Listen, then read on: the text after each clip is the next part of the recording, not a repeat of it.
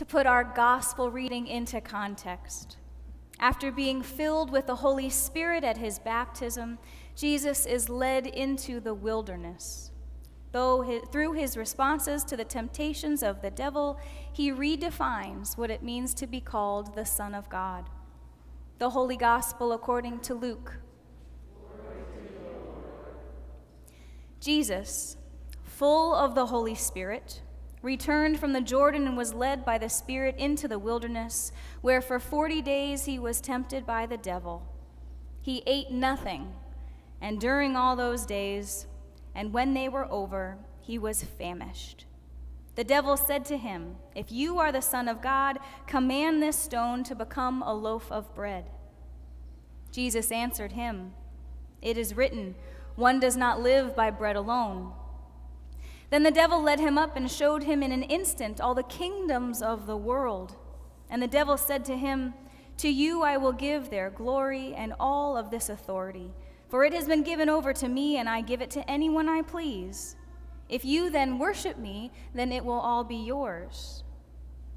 And Jesus answered him, "It is written, 'Worship the Lord your God and serve only him.'" Then the devil took him to Jerusalem and placed him on the pinnacle of the temple, saying to him, "If you are the Son of God, throw yourself down from here, for it is written, 'He will command his angels concerning you to protect you, and on their hands they will bear you up so that you will not dash your foot against a stone.'" And Jesus said to him, "It is said, 'Do not put the Lord your God to the test.'" And when the devil had finished every test, he departed from him until the opportune time. The Gospel of the Lord.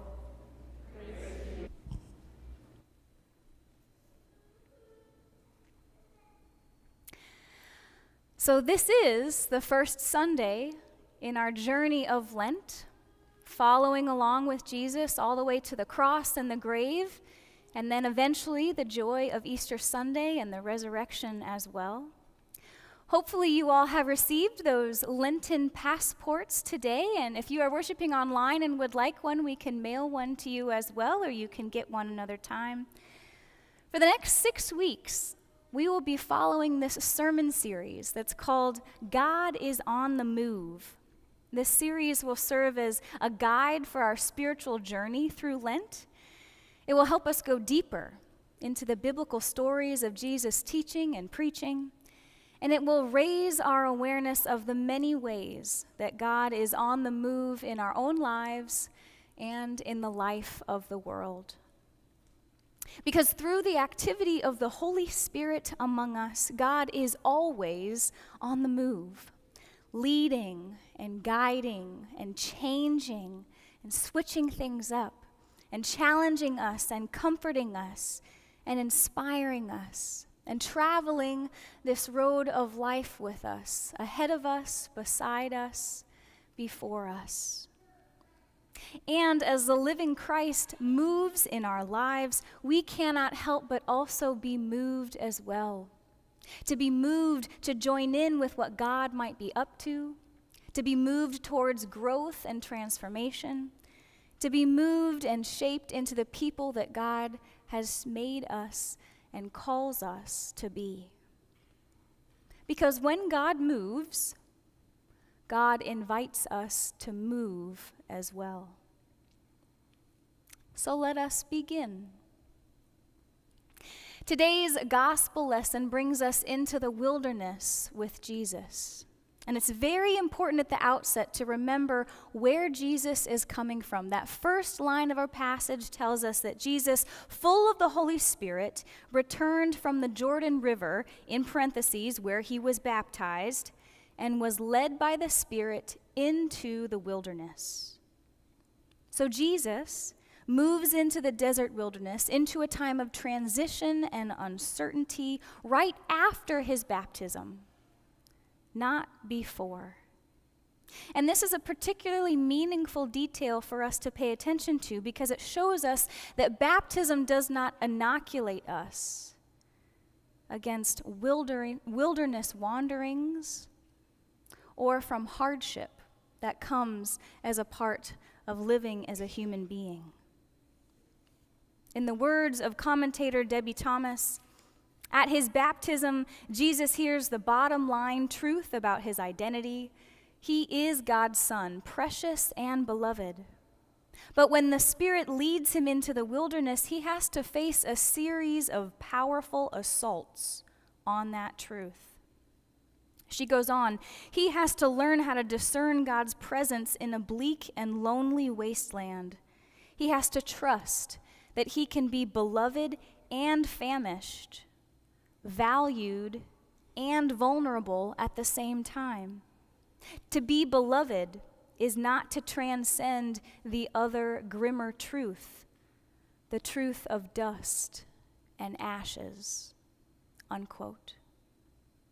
In other words, this is to say that baptism doesn't remove the temptations or the challenges that we're bound to face as a part of this life. And baptism doesn't shield us from experiencing that hardship either. But baptism does root us in our God-given identity, remind us who we are and whose we are, and gives us something to hold on to in the midst of those hardships that we face in the desert wilderness of life. And the same is true for Jesus. His baptism reveals him as the Son of God, and it's this identity that is put to the test twice by the devil, the character that personifies evil in this biblical story. Twice, the devil says, if you are the Son of God, do this. Or if you are the Son of God, do this. And I wonder if some of us also resonate with those similar voices in our head, threatening to take us away, our confidence away from who we are and whose we are. But Jesus, being full of the Holy Spirit, grounds himself in his God-given identity and stands firm in his understanding of who he is and who he belongs to. This is what enables him to ward off those temptations that we too face in this life. An appetite for all kinds of things, appropriate and inappropriate, a desire for power and fame and authority or control and reputation, a yearning for security and protection from all harm, whether imagined or real. We fall prey to these temptations and the voices that beckon us to stray from our God-given identities. These voices that distract us from who we are and whose we are and what we are called to do and be. Individually, yes, but also collectively. So often, this passage from Luke is read and interpreted in the context of individual sins that we fall prey to. Beware of those personal temptations that show up in your own life, etc., etc. And I think that is a faithful and meaningful reflection to do. But I also wonder how this text changes for us when we instead think about this collectively or communally. Because if we look back at our scriptures, Jesus was always talking and preaching and teaching to disciples, to a community, to a group of people who were in relationship with one another. Because that's the cornerstone of so much of what Jesus teaches about, is how to be in right relationship with one another and with God. So, if we think about these temptations, the way we cave into sinful ways of being inactive in a more collective sense, they also hit home with what we face together as a society. Listen to these again. Together, we also struggle with appetites for all kinds of things, appropriate and inappropriate. Desires for fame and power and authority, control over or even oppression of other groups of people. And this is a big one. A yearning for security and protection from all harm, real or imagined. I think of these things in the context of our own country, where it's only March, but we're already talking about the midterm elections. And the vortex of promises that come from politicians on both sides play into, most of the time, these temptations, these fears that we have when we turn inward and worry instead of turning outward towards neighbor and putting our trust and our hope and our faith in God, who always provides. Because at the end of the day, we know in our hearts that it is God alone who satisfies. Jesus alludes to this in verse 4 of our gospel reading. In verse 4, he says, "One does not live by bread alone." This verse is a direct quote from a longer discourse in Deuteronomy.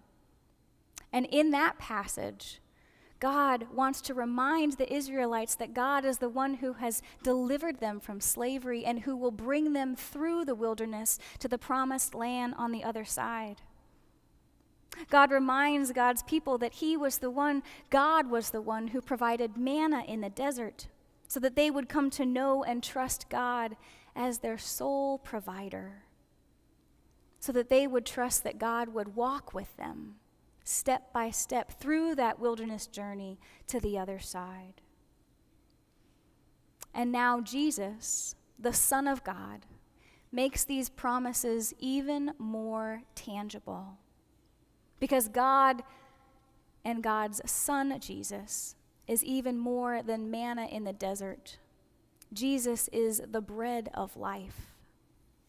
Jesus, the bread of life, God in the flesh, moves through every single part of the human experience, encountering everything from temptation to joy to suffering and even death. And because of that, Jesus walks with us every single step through the toughest struggles that humans experience. The ones that we know personally, and the ones that we watch with horror as they unfold on the other side of the world.